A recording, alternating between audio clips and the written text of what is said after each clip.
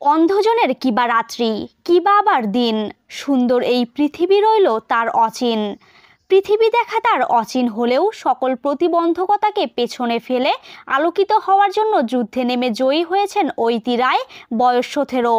জীবনযুদ্ধে জয়ী হওয়ার স্বপ্নে বিভর দৃষ্টি প্রতিবন্ধী এই শিক্ষার্থী বাগেরহাট জেলার মোংলা উপজেলার হলদিবুনিয়া মাধ্যমিক বিদ্যালয় থেকে পরীক্ষায় অংশগ্রহণ করে পাশ করেছেন। এই সফলতার পেছনে ছোটবেলা থেকে সবচেয়ে বড় অবদান হচ্ছে মা। আমি জানি শুধু আমার মাই না, প্রত্যেক সন্তানের সফলতার পেছনেই তার মায়ের সবচেয়ে বড় অবদান থাকে। কিন্তু আমার মা হয়তো সেই দিক থেকে একটু বেশি কষ্ট বা বেশি ধৈর্য আমার মাকে রাখতে হয়েছে আমার জন্য, কারণ আমি আর 5টা ছেলে মেয়ের মতো স্বাভাবিক ছোটবেলা থেকে না।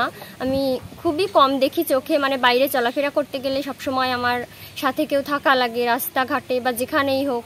আর পড়াশোনা তো আমি বই দেখে আর কি পড়তে পারি না, বইয়ের লেখা লিখতে হয়তো পারি বাট খুব স্লো। কোনো মাই চায় না তার সন্তান খারাপ থাকুক। সো আমার এই সাফল্যের পেছনে সবচেয়ে বড় অবদান বা আমার মাথায় যার সবচেয়ে বড় হাত হচ্ছে আমার মা। মায়ের শ্রুতি লেখকের সহায়তায় পড়াশোনা এবং একই এলাকার 8ম শ্রেণীর বিজয়া হালদার নামে এক শিক্ষার্থীর সহযোগিতা নিয়ে পরীক্ষা দিয়ে জিপিএ 4.39 পয়েন্ট পেয়ে এ গ্রেডে উত্তীর্ণ হয়েছে ঐতি রায়।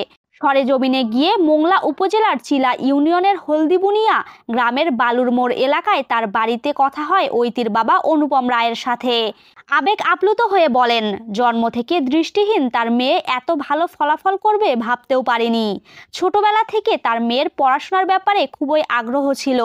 আমরা সেভাবেই তাকে যত্ন করে স্কুলে ভর্তি করে পড়াশোনা করাই।